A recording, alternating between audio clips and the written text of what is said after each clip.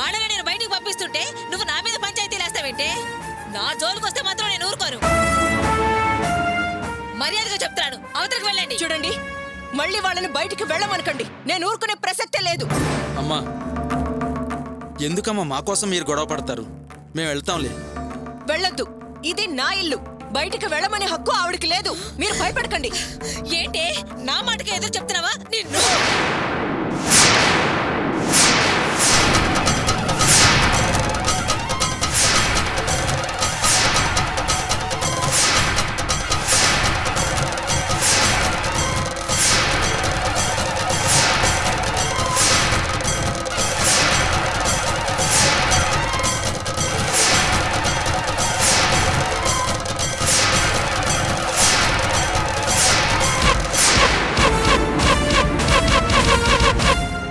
కొడితే దెబ్బలు తిని పడుండే అర్చన వేరు, ఇప్పుడు నీ ఎదురుగా నిలబడిన అర్చన వేరు.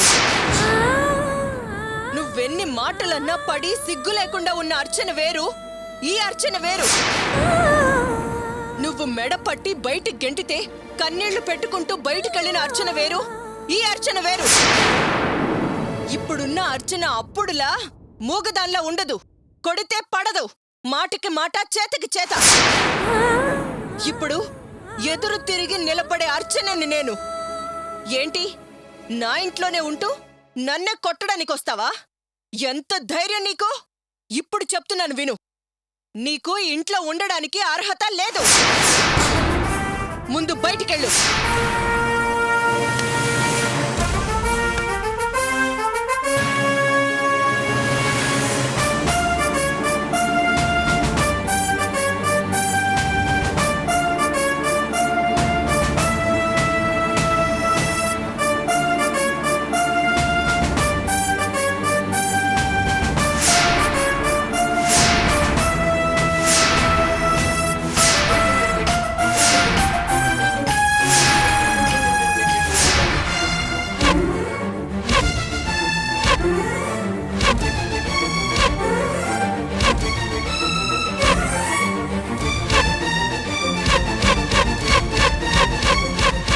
ఏంట చూస్తున్నావు?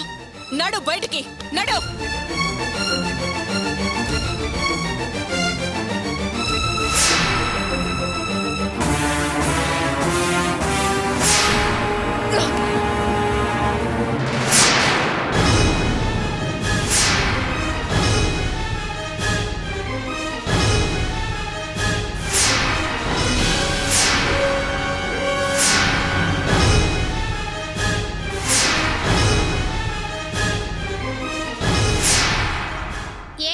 మీ అత్తని బయటికి గెంటేశావు.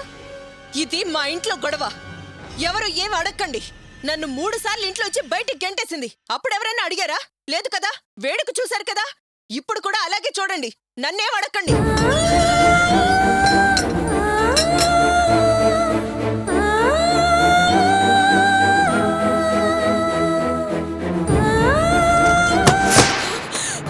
అయ్యో అయ్యో అయ్యో, ఈ రాక్షసు చూడండమ్మా, ఇది నా ఇంటి కాపురాడుకొచ్చి నన్నే బయటికి గెంటేసింది. ఇదేమి న్యాయం, ఇదేం ధర్మం? అత్తనని కూడా చూడకుండా అది చేసిన పనికి దాన్ని ఎవరు నిలదీరా? అడగరా? ఇరుగు పొరుగు అంటే ఇదేరా? తల మాట అడగండమ్మా, అడగండి. చేసుకున్న వారికి చేసుకున్నంత మహాదేవా అని ఊరికే అన్నారా? అవునవును. ఇంతకు ముందు ఏంటి భాగ్యం అంటే నా ఇంటి గొడవ అనేది. ఈవిడి గారు వేడి చేసిన అట్లకాడ ఈవిడికి అంటించింది. పోసే, మీకే పోయే కాలం వచ్చింది. దాన్ని అడగమని నేను ఏడుస్తుంటే తలో మాట నన్నే అనిచేస్తున్నారు. పదండి, ఈవిడి గొడవ మనకెందుకు?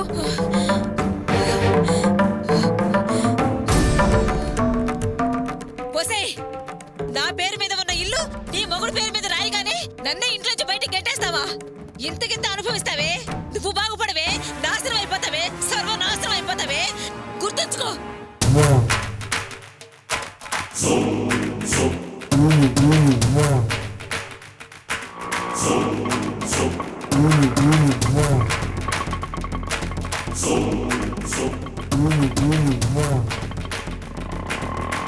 ప్రియా,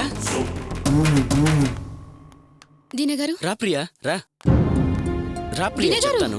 ముందు ఏమైంది చెప్పండి దినగారు. ప్రియా, ఎందుకంత టెన్షన్ పడుతున్నావు? ఇప్పుడు ఏమైందని? అది కాదు, మీరు ఫోన్ చేసి వెంటనే హాస్పిటల్కి రమ్మంటే నేను ఎంత టెన్షన్ పడ్డానో తెలుసా? అసలు ఏమైంది? ఏంటి ప్రియా, చదువుకున్న దానివి. పోలీస్ స్టేషన్, హాస్పిటల్ అంటే ఇలా భయపడితే ఎలా? పాత రోజుల్లో టెలిగ్రామ్ చూసి భయపడేవాళ్ళట. అలా ఉంది నీ పని. ఏదో ఒక జబ్బుంటేనే హాస్పిటల్కి రావాలా? వేరే పని మీద సంతోషంగా రాకూడదా? నువ్వేం టెన్షన్ పడకు. ఇదేమైనా పార్కా, హోటలా హ్యాపీగా రావడానికి? మీరెందుకు రమ్మన్నారు? పైగా టెన్షన్ పడొద్దంటున్నారు. అసలు నాకేం అర్థం కావట్లేదు. సరే, నీకు అర్థమయ్యేటట్టు చెప్తాను గానీ టెన్షన్ పడకు. ప్రియా, ఇంతకాలం ఎవరికి ఉపయోగపడకుండా పెరిగాను. కనీసం చచ్చిపోయినాకైనా నలుగురికి ఉపయోగపడాలని నేను ఇక్కడికి వచ్చాను. అర్థమయ్యేటట్టు చెప్తానని ఇలా అర్థం కాకుండా మాట్లాడతారే? ఎంత చెప్పినా అర్థం కాలేదా ప్రియా? పడిపోయిన చెట్టు కూడా తను ఎండిపోతే నలుగురికి ఉపయోగపడుతుంది. కానీ చనిపోయిన తర్వాత ఈ శరీరం కాలి బూడిదలా అయిపోవటమేనా? అలా కాకూడదనుకున్నాను. ఇప్పుడు ఎలాగో ఉపయోగపడలేకపోతున్నాను. ముందు నన్ను చూసి అందరూ ఆశయించుకుంటున్నారు. కానీ ఇంకెవరూ అలా అనుకోకూడదు. నేను ఎలాగైనా సరే వాళ్ళకి సాయపడాలి. కనీసం శవంగానైనా వాళ్ళకు ఉపయోగపడాలి. అందుకే నేను చనిపోయిన తర్వాత నా శరీరంలో ఉండే అవయవాలన్నీ దానం చేయడానికి వచ్చాను. అప్లికేషన్ ఫామ్లో నా ఫ్యామిలీ తరపున ఎవరైనా ఒకళ్ళు సంతకం చేయాలంటున్నారు. నీకు తెలుసు కదా, అమ్మేమో జైల్లో ఉంది. ఆమెకి చెప్పినా ఆమె ఒప్పుకోదు. జయంతి సంగతి నీకు బాగా తెలుసు. అమ్మలాగే అది కూడా సెంటిమెంట్గా ఫీల్ అవుతుంది. తనకి నేను అర్థమయ్యేలా చెప్పి ఒప్పించలేను. అందుకే ఇలాంటి మంచి విషయాల్లో నన్ను సపోర్ట్ చేసే ఒకే ఒక్క మంచి మనసున్న అమ్మాయివి నువ్వే. అందుకే నిన్ను రమ్మన్నాను. ఆర్గన్ డొనేషన్ అప్లికేషన్ ఫామ్లో నువ్వు సంతకం పెడతావా? దినగారు, మీరు నాకు ఫోన్ చేసినప్పుడు చాలా టెన్షన్గా వచ్చాను. ఇప్పుడు మీరు చెప్పిన మాటలకి ఎమోషనల్గా ఫీల్ అవుతున్నాను, యాంగ్జైటీగా ఫీల్ అవుతున్నాను. దినగారు, ఆర్గన్ డొనేషన్ అనేది సాధారణమైన విషయం కాదు. చనిపోయిన తర్వాత మన కళ్ళు, కిడ్నీ, హార్ట్ ఇవన్నీ ఎవరికి అవసరమైనవి వాళ్ళకి ఇచ్చేయటం. అసలు ఆ డిసిజన్ చాలా గ్రేట్. మీది చాలా గొప్ప మనసండి. కానీ దానికి చాలా ధైర్యం కావాలి. చాలా పెద్ద విషయాన్ని ఎంత తేలిగ్గా చెప్పారు. ఈ సొసైటీకి eye donation, blood donation, organ donation ఎంత అవసరం. ఇంత గొప్పగా ఆలోచించిన మీరు రియలీ గ్రేట్. మిమ్మల్ని తలుచుకుంటుంటే చాలా గొప్పగా ఫీల్ అవుతున్నాను. మీరు చేసే ఇంత గొప్ప పనికి నన్ను సాక్ష్యంగా చేస్తున్నారు. నాకు చాలా సంతోషంగా ఉంది. నేను మీకు నాకు ఈ అవకాశం ఇచ్చినందుకు థ్యాంక్స్ చెప్పుకుంటున్నాను. ప్రియా, నువ్వు నన్ను పొగిడేంత గొప్ప విషయం ఏం కాదు. ఇలా పొగుడతావని నేను నిన్ను పిలవలేదు. రా, ముందెళ్ళి అప్లికేషన్లో సైన్ చేద్దు గానివి. రా.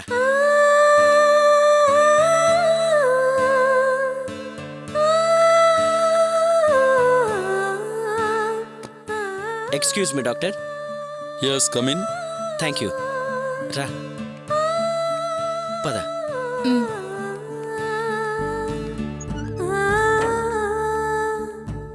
డాక్టర్ గారు సాక్షి కావాలన్నారుగా? తీసుకొచ్చారా? ఇదిగోండి. ఎవరు, ఈవిడేనా? అవును. కూర్చోమ్మా, కూర్చో కూర్చో కూర్చో. మీ పేరు? ప్రియా. ఓ, వెరీ నైస్. మీ వయస్సు? 20. మీరు ఈయనకేమవుతారు?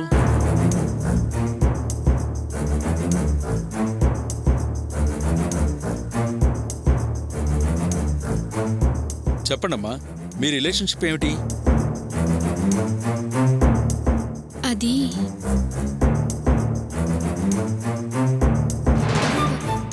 నేను వీరి వైఫ్ నండి.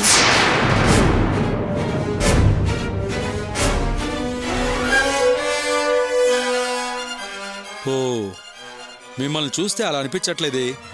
మీ మెళ్ళో తాళిబొట్టు అది కనిపించట్లేదు. అంటే మేమింకా పెళ్లి చేసుకోలేదు, చేసుకోబోతున్నాం. ఓ, నేను వీరికి కాబోయే భార్యని. సారీ, కాబోయే భార్యగా రిజిస్టర్ చేయలేం. మీ సిగ్నేచర్ని యాక్సెప్ట్ చేయలేం. అది కాదు సార్. చూడమ్మా, మీరు చేయాలనుకున్నది ఓ మంచి పని. దాన్ని సక్రమంగా చేయండి.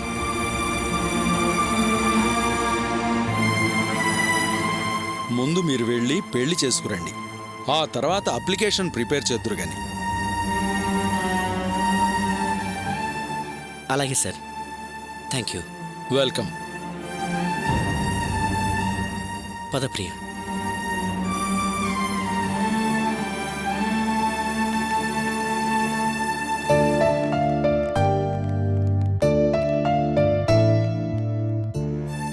ప్రియా, నువ్వు ఎలాగైనా నా ఆశ నెరవేర్చాలని ఏమాత్రం వెనకాడకుండా నా భార్యనని చెప్పావు. అయినా నా ఆశ నెరవేరలేదు. నేను ఆ అవసరం తీరడానికి ఆడిన అబద్ధం కాదు, అదే నా మనసులో ఉన్న నిజం.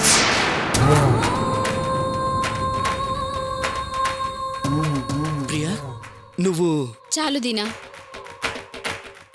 ఇన్నాళ్ళు ఒకళ్ళకొకళ్ళు మోసం చేసుకుంటూ నటిస్తున్నావు. ఇక చాలు, ఆ నటన ఆపేద్దాం. మీ మనసులో నా మనసులో ఒకే కోరిక, ఒకే అట్రాక్షన్. ఇద్దరం మనం కలిసి జీవిద్దామని ఆశపడుతున్నాం కదా, ఇంకా ఎందుకు మనల్ని మనం మోసం చేసుకోవడం? అది కాదు ప్రియా, నేను ఇక మీరేం మాట్లాడొద్దు.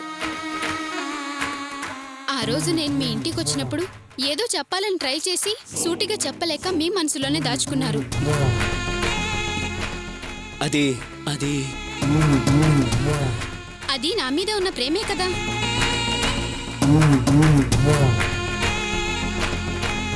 అవును ప్రియా, కానీ అది మళ్ళీ నాకు ఆ అర్హత లేదు, ఈ అర్హత లేదు అని గతంలాగే చెప్పే ప్రయత్నం చేయకండి. మీలా చనిపోయిన తర్వాత కూడా నలుగురికి ఉపయోగపడాలనే ఆలోచన ఎంతమందికి ఉంటుంది? ఇంత గొప్పగా ఆలోచించే మంచి మనిషి అసలు నాకు దొరుకుతాడా? నేను నిన్ననే నా నిర్ణయం తీసుకున్నాను, వదినతో కూడా చెప్పేశాను. కానీ వదిన నాకంత ఫేవర్గా మీ మీద మంచి అభిప్రాయం కలిగేలా చెప్పలేదు, దానికి కుదరదని చెప్పింది. కానీ వదిన అభిప్రాయం తప్పని ఆ దేవుడు తేల్చేశాడు.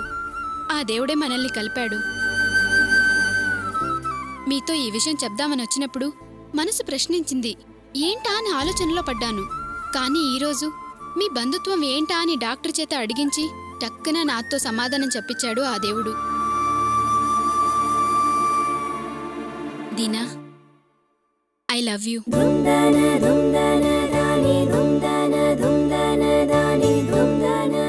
ఏమయ్యోయ్, అమ్మాయి పబ్లిక్ గా ధైర్యంగా ఐ లవ్ యూ చెబుతుంటే శిలలా నిలబడ్డావేంటి? ముద్దు పెట్టి డ్యూయట్ పాడుకోక బాలే వాడివయ్యా నువ్వు.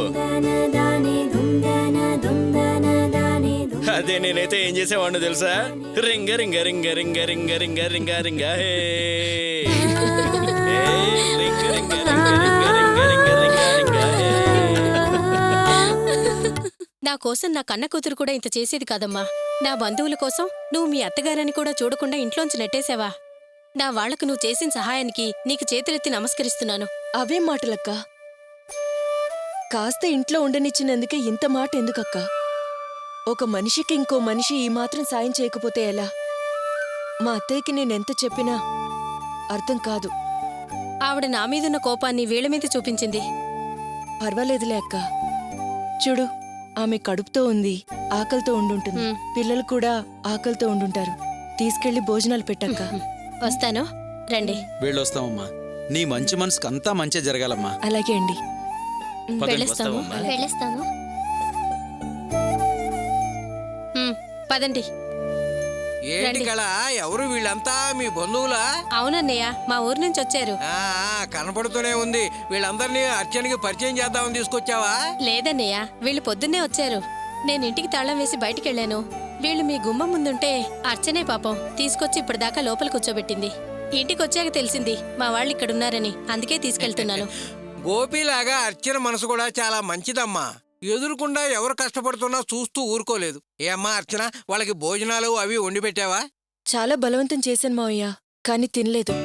అదేనమ్మా, పల్లెటూరు నుంచి వచ్చారు కదా, వాళ్ళకి మొహమాటాలు ఎక్కువ. ఏం కళ, త్వరగా వెళ్ళి వాళ్ళకి అన్నం అవి వండి పెట్టు. ఓ వెళ్ళు. వస్తానన్నయ్య. మంచిదమ్మా.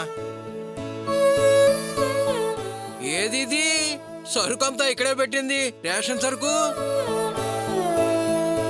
భాగ్యం, చాయ్ భాగ్యం, చాయ్. చూసావంటే నా కోడలు చేసిన మంచి పని. ముక్కు మొహం తెలియని వాళ్ళని ఇంట్లోకి పిలిచి కూర్చోబెట్టి ఇంత నీడనిచ్చిందే అదేనే పుణ్యం అంటే మనిషిగా పుట్టాక చేయాల్సిన పని. ఆ? ఏంటి అట్నుంచి కంచు కంఠం రిప్లై లేదు, అంతా గంభీరంగా ఉంది. ఎప్పుడైనా మంచితనం గురించి చెప్తే చాలా చెప్పొచ్చావంటూ ఓహో ఎగిరిపడేది ఏదబ్బా? మావయ్య, అత్తయ్య ఇంట్లో లేదు. ఏంటి ఇంట్లో లేదా? ఓహో, ఇక్కడ కుదరట్లేదని చెప్పి దాని దగ్గర ఉన్న 1,00,000 రూపాయలు తీసుకుని పక్కింట్లో గొయ్యి తీసి పాతి పెడతానికి వెళ్ళిందా? లేదు మావయ్య, నేను అత్తయ్యని ఇంటి నుంచి బయటికి పంపించేశాను. ఎట్టెట్టా నువ్వే దాన్ని బయటికి పంపించేశావా? అవును మావయ్య, నేనే అత్తయ్యని బయటికి పంపించేశాను. కానీ నేను కావాలని చేయలేదు మావయ్య, అత్తయ్యే అలాంటి పరిస్థితిని కల్పించింది. అర్థం కావట్లేదమ్మా, అసలేం అర్థం కావట్లేదు నాకు. అసలు ఏంటమ్మా నువ్వు అనేది? ఇప్పుడు వెళ్ళారే పార్వతి అక్క వాళ్ళ బంధువులు, వాళ్ళని ఇంట్లో ఉండనిచ్చే విషయంలో నాకు అత్తయ్యకి గొడవ జరిగింది మావయ్య.